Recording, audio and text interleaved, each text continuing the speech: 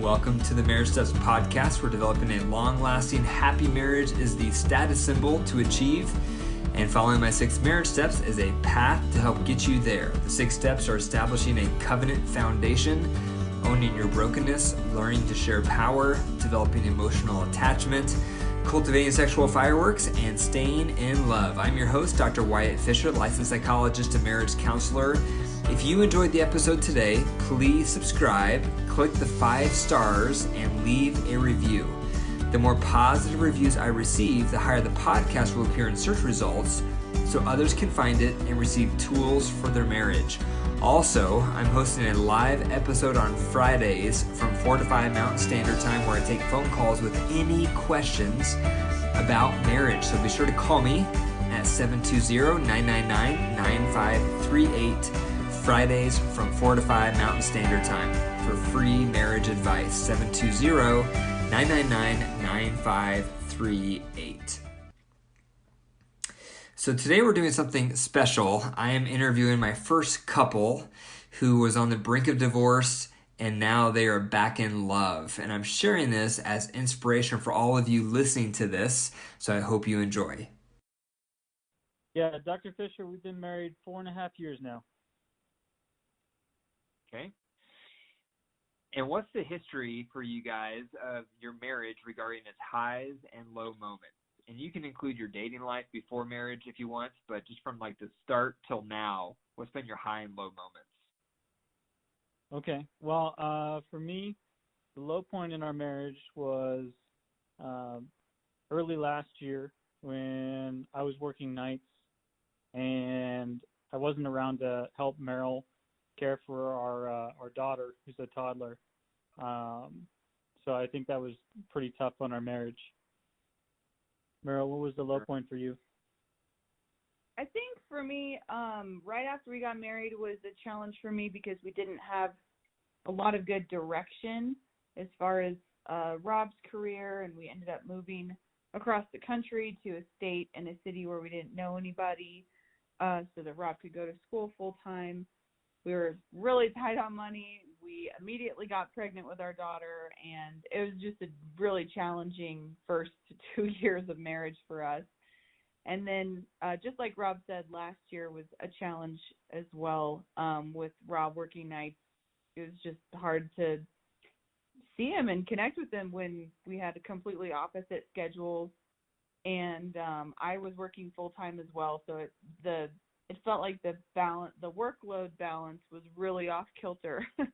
So it was a challenging time for us. Sounds like it. Sounds like you guys had. Yeah. Go ahead, Rob. Oh, sorry. Yeah, the high point I think was just recently. We made a lot of changes here. We moved to a larger town. I landed a more fulfilling job that happened to be on the day shift. So not only is that a better fit for me, but on my days off, I'm awake during the day and I can help Meryl with things around the house and watching our daughter while she works from home. Yeah. Yeah, I mean, so it sounds like the lining up your lifestyle made a huge difference for you guys. It did make a huge difference. Although we definitely had some help from the marriage refresh and counseling to get us on the right track in terms of communication and helping, just learning about love buckets and that kind of thing was also huge for us. Sure. So when you guys were in your low season, what did that do to you guys individually, and what did it do to your marriage? Well, there was definitely a lot more fighting. and as a result of that, the two of us didn't enjoy each other's company quite as much. Yeah, I would agree. And we didn't know how to, quote, fight in a way that was productive or even really very respectful. And so I think that was huge too in terms of what it did to our marriage. It was just it's really hard to love somebody when your fighting is not, when your disagreements are are gnarly. Yeah, you're not fighting Yeah. back. Yeah. Yeah. So it sounds like the circumstances were tough, and then a lack of skill made things even worse, and it created a vicious cycle almost. Absolutely. Exactly. Yeah. Yeah. Okay. Anything else regarding the low moments where you just remember it? Any other ways that it kind of tainted your image of each other, your experience in the marriage? Anything else around the low times? Well, so I think that's it for us together. But me individually, I was in a tough spot, like I mentioned, with my job. But I was also socially isolated, working the night shift. Nobody was awake to hang out with when I was, and it was tough to make friends. And I was also using a whole lot of caffeine, to stay awake during the night and then sleep during the day. It got me really out of whack, and I ended up having to remove caffeine from my lifestyle entirely for a period of time. Yeah, that was actually one of the best things Rob's ever done for our marriage. Is stop drinking. Stop drinking coffee? Yes, because he was waking up at the end of my day. And so before his caffeine would kick in, I would be exhausted, just, long day, and he would be just waking up. So we always had these really challenging moments right before Rob's caffeine kicked in, and then he turned into the nicest guy in the world. So that was probably, in the top 3 things that we've done for our marriage, Rob dropping caffeine was probably at the top of the list. Yeah, that's interesting. Well, it definitely shows again. I mean, when couples, when their lifestyle and their work habits don't line up, it's so hard to sustain a relationship as it is. Then, especially if you're not having any time together, because whether couples are traveling or they live out of state from one another, or in your situation, you're working night shifts and someone else is working day shifts. So all of that can just be so hard to make marriage work. Oh, it was really hard, yeah. Mm-hmm. And, for me, Rob addressed what caused some of his low moments. I think for me, as I was struggling to express that I needed more emotional connection from him, and it was hard for me to kind of give Rob specifics on what that meant. It's hard to explain something that seems so fluffy or woo-woo when really it's so important to a lot of women. I mean, it feels like oxygen to me. When if I don't get it, I feel like I'm suffocating in it. And I felt like that was really affecting the way that I was handling conflict resolution. I would say it's making me mean, even though that's not a good excuse, but that is how it felt. Well, that's a good example, too. Rob, sorry, go ahead. Sorry, and like Rob said, he was working the night shift. We didn't share really any responsibilities for running our house or taking care of our daughter, or, and then I was working full time in addition to that. And then the whole thing was just a nasty cycle. Yeah. In your example about your emotional connection not being met, and then it just brought out the worst in you, I mean, that's a good example of when our love buckets are low, it brings out our claws. Absolutely. Mm-hmm. So that sounds like what you're describing. So a lot of couples, as I'm sure you know, when they get into those really low moments, they start heading towards divorce. What made you guys not go that direction, but instead start transitioning and making things better? What was that pivot point for you that prevented you from going down a divorce path? Well, when we hit our lowest of the low, we got into a fight one night, and I guess I insisted that we signed up for a covenant marriage and we weren't going to quit on it or each other.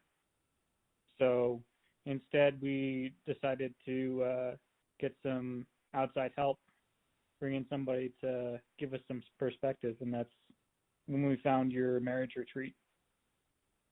Okay. Yeah, I would agree with that, and that was really eye-opening for me because I was kind of I was really struggling, and Rob was just like, "No, this is what we signed up for. You're my person. We're going to work through this." And so it was kind of really touching in a way to have him say that. And then when we went to the marriage refresh, one of the first things you talked about was a covenant marriage versus, not a covenant. I think you said a contract marriage, which is like, Correct. I get Yeah. what yeah. And so for us, that was huge to for me, it was huge to change how I had viewed the marriage, and I had thought that I had a covenant view of marriage, but when it came down to really hard times, I guess I didn't. Change my perspective. Yeah, it's hard. Yeah, I mean, when we're under distress, we only can take so much before we start wanting to escape on some level. So even if people are fully committed to that covenant, sometimes when push comes to shove, they can start wobbling. So that's why it's so important to take action when a marriage gets stressful, because it's very difficult to sustain it when you're under that strain for a long period of time. So that's good. So it sounds like in that moment, that's when you guys started reaching out for help. And in that vein, so what started helping you guys improve? What was kind of your story as far as what made you go from there to where you are today? Like, what were all those ingredients over and beyond your circumstances? Sure. So I think we learned two major skills or concepts from you. And for me, the biggest part was conflict resolution. In my upbringing, my family tends to avoid conflicts. And then in Merrill's family, people tend to be rather explosive and confrontational, maybe overly so. And I don't think either strategy is the best. When we learned about conflict resolution the way you teach it, we learned how to be amicable, honest, and respectful all at the same time. And arguments tended to even be productive rather than destructive. Mm-hmm. Okay. Yeah. So the conflict resolution was a big piece for you, Rob.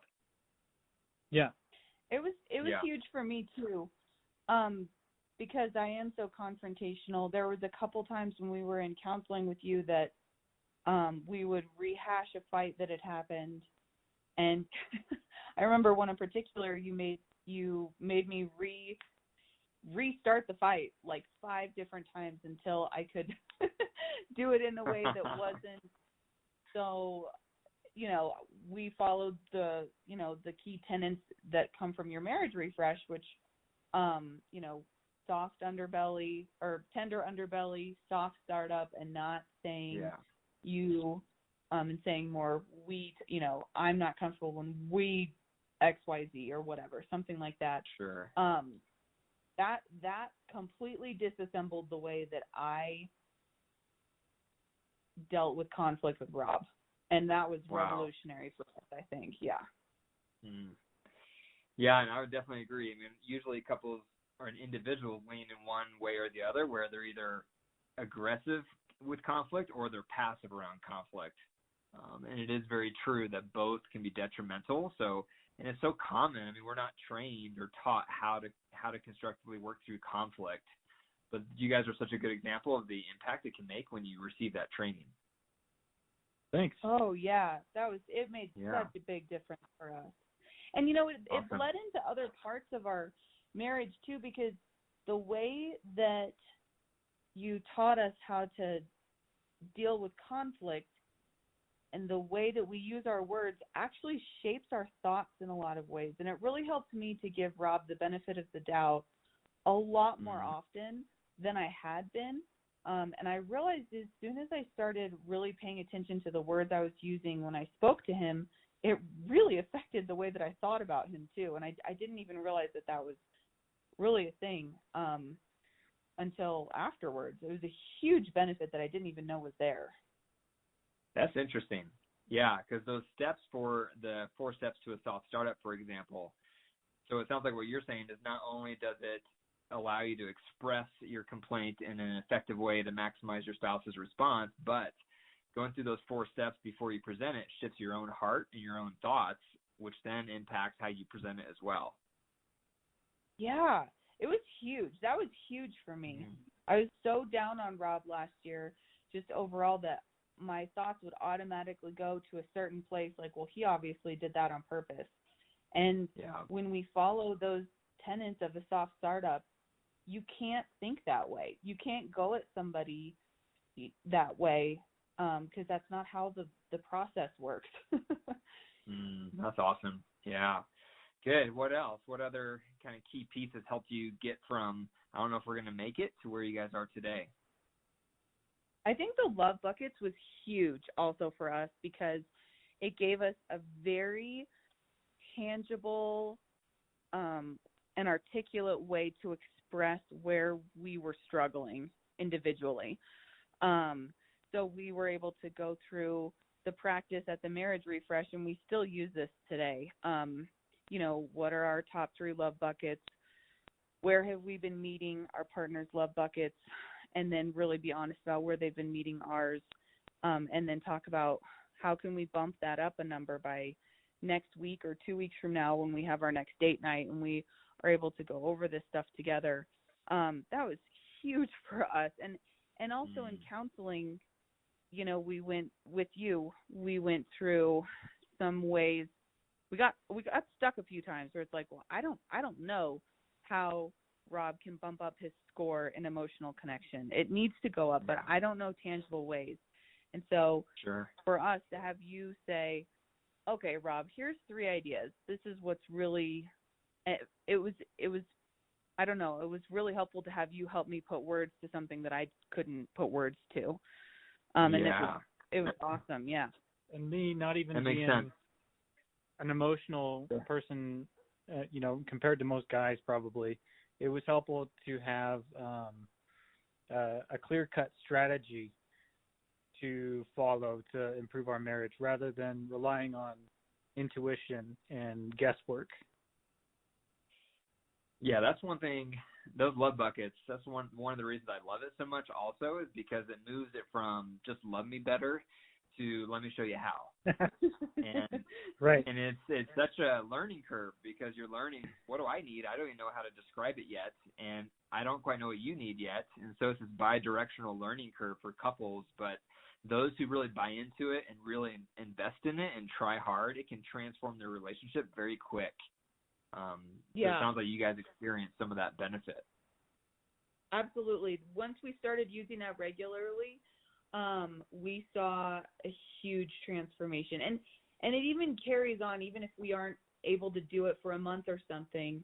I've noticed that Rob will say something like, oh, we haven't connected much in the last couple of days. Do you want to talk for a few minutes? Or something, because he's developed a habit based on things that are really important to me. Sure. So that's awesome. That's great. Super. Yeah. So what would be your tips?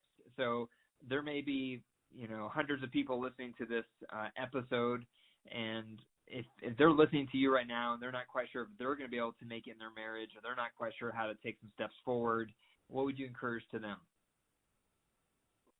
Number 1, learn about the love buckets and talk about them with your partner, because everybody's different and everybody has different needs.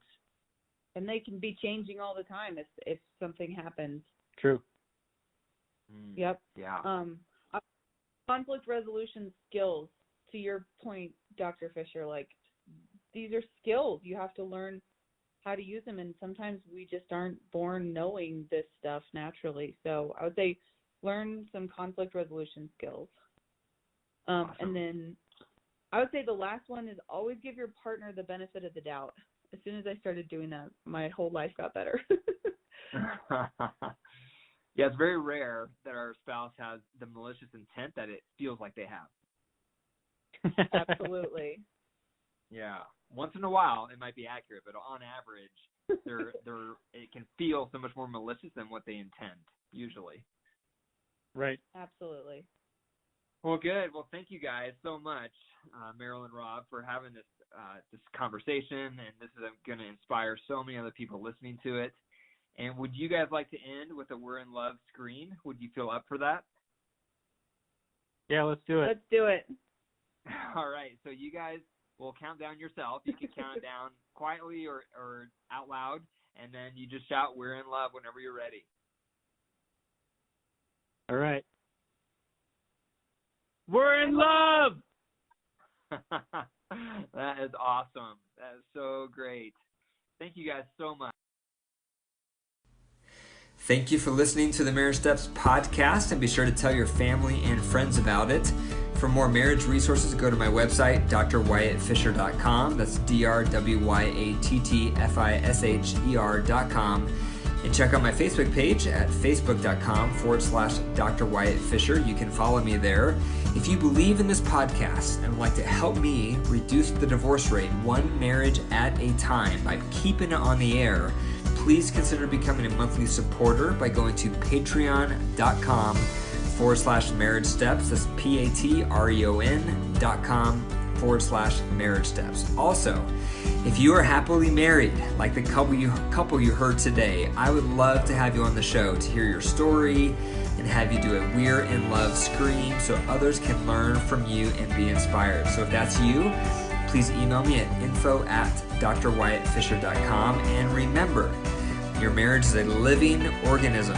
If you care for it, it will thrive. And if you don't, it will die. The choice is up to you. Take care.